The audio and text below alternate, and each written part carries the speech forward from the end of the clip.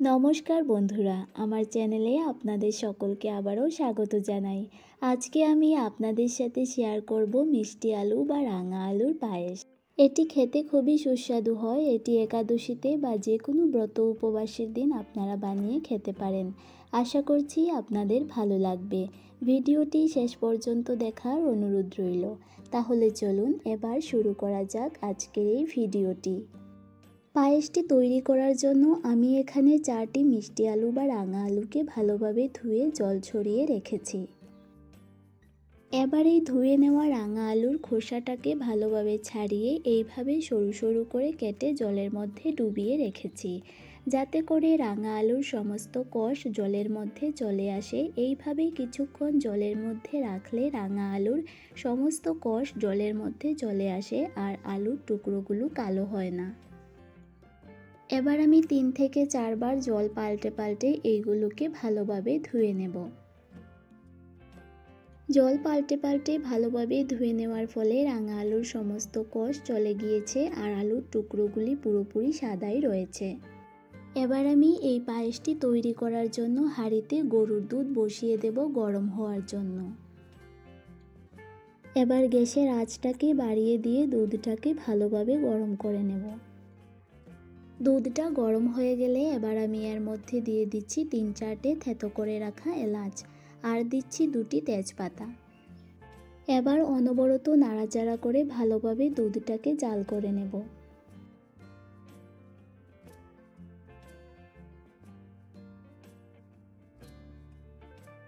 High ফ্লেমে অনবরত নাড়াচাড়া করে জাল করার ফলে দুধ কিন্তু ফুটতে শুরু করেছে। দুধ যখন এভাবে উতলে উঠবে তখন আমি গ্যাসের আঁচটাকে কমিয়ে দিয়ে আরও একটু সময় জাল করে নিয়ে দুধটাকে সামান্য ঘন করে নেব। যে কোনো পায়েস ঘন গরুর দুধ দিয়ে খেতেই কিন্তু ভালো লাগে। প্রায় 10 থেকে 15 মিনিট জাল করার ফলে দেখুন বন্ধুরা, দুধটা অনেকটা পরিমাণ ঘন হয়ে গেছে। এবার আমি এটিকে সাইডে রেখে আমি গ্যাসের উপর একটি কড়াই বসিয়ে দিয়ে পায়েসের জন্য কিছু ড্রাই ফ্রুটস ভেজে নেব।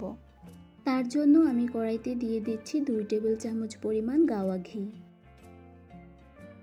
ঘি গরম হয়ে গেলে এবার আমি এর মধ্যে দিয়ে দিচ্ছি কয়েক টুকরো কাজু বাদাম। দিয়ে হালকা বাদামি রং হওয়া পর্যন্ত এগুলোকে ভেজে নেব। কয়েক সেকেন্ড ভেজে নিয়ে এবার আমি এর মধ্যে দিয়ে দিচ্ছি কয়েকটি কিশমিশ দিয়ে আবারও কয়েক সেকেন্ড ভালোভাবে নাড়াচাড়া করে সমস্ত ড্রাই ফ্রুটসগুলোকে ভেজে নেব। যখন সমস্ত ড্রাই ফ্রুটসগুলো ভালোভাবে ভাজা হয়ে যাবে তখন আমি সমস্ত ড্রাই ফ্রুটসগুলোকে একটি প্লেটে তুলে নেব। সমস্ত ড্রাই ফ্রুটসগুলো তুলে নিয়ে এবার আমি কড়াইতে আবারও সামান্য ঘি দিয়ে ঘি গরম হয়ে গেলে এবার আমি এর মধ্যে কেটে রাখা সমস্ত রাঙা আলুগুলো দিয়ে দিচ্ছি। এবার ভালোভাবে নাড়াচাড়া করে ঘিয়ের সাথে সমস্ত রাঙা আলুগুলোকে আমি ভালোভাবে মিশিয়ে নিয়ে কয়েক মিনিট এই রাঙা আলুগুলোকে ভালোভাবে ভেজে নেব। কয়েক মিনিট সমস্ত রাঙা আলুকে ভেজে নিয়ে এবার আমি এর মধ্যে দিয়ে দিচ্ছি 1 চিমটে সন্ধক লবণ। দিয়ে ভালোভাবে নাড়াচাড়া করে সন্ধক লবণটাকেও রাঙা আলুর সাথে ভালোভাবে মিশিয়ে নেব। রাঙা আলুর সাথে লবণটাকে ভালোভাবে মিশিয়ে নিয়ে এবার আমি এই সমস্ত রাঙা আলুগুলোকে 5-7 মিনিটের জন্য ভালোভাবে ঢাকা দিয়ে রেখে দেব, যাতে রাঙা আলুগুলো ভালোভাবে সেদ্ধ হয়ে যায়। কিছু সময় ঢেকে রাখার ফলে দেখুন বন্ধুরা, রাঙা আলুগুলো খুব ভালোভাবে সেদ্ধ হয়ে গেছে। এবার আমি এর মধ্যে আগে থেকে জাল করে রাখা দুধটা দিয়ে দিচ্ছি। সমস্ত দুধ অ্যাড করে এবার আমি ভালোভাবে নাড়াচাড়া করে রাঙা আলুটাকে ভালোভাবে দুধের সাথে মিশিয়ে নিচ্ছি। এই পর্যায়ে আমি গ্যাসের আঁচটাকে বাড়িয়ে দিয়ে দুধটাকে টকবক করে ফুটতে দেব। এই পর্যায়ে দুধটা টকবক করে ফুটতে শুরু করেছে।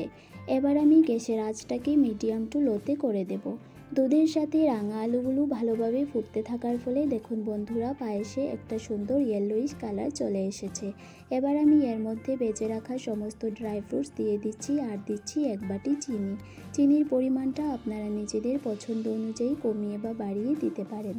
এবার আমি ভালোভাবে নাড়াচাড়া করে চিনির দানাগুলোকে পায়েসের সাথে ভালোভাবে মিশিয়ে নেব।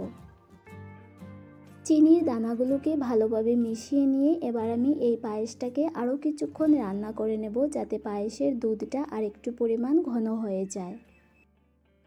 বেশ কিছুক্ষণ এইভাবে জাল করার ফলে দেখুন বন্ধুরা, পায়েসের দুধ শুকিয়ে কিন্তু একদম ঘন হয়ে গেছে আর পায়েসটা বেশ মাখো মাখোও হয়ে গেছে। এই পর্যায়ে আমার রাঙা আলুর পায়েস রান্নাটা পুরোপুরি কমপ্লিট। এবার আমি এটিকে নামিয়ে নেব। তৈরি করে নিলাম রাঙা আলুর পায়েস। এটি আপনারা একাদশীতে বা যে কোনো ব্রত উপবাসের দিন বানিয়ে খেতে পারেন। খেতে কিন্তু ভীষণই ভালো হয়। আশা করছি আপনাদেরও ভালো লাগবে। আমার এই রেসিপিটি আপনাদের ভালো লাগলে লাইক, শেয়ার ও কমেন্ট করার অনুরোধ রইল। আর আমার চ্যানেলে নতুন হলে প্লিজ সাবস্ক্রাইব করে পাশে থাকবেন। ভালো থাকবেন, সুস্থ থাকবেন। দেখা হচ্ছে আবারও নতুন কোনো রেসিপির সাথে।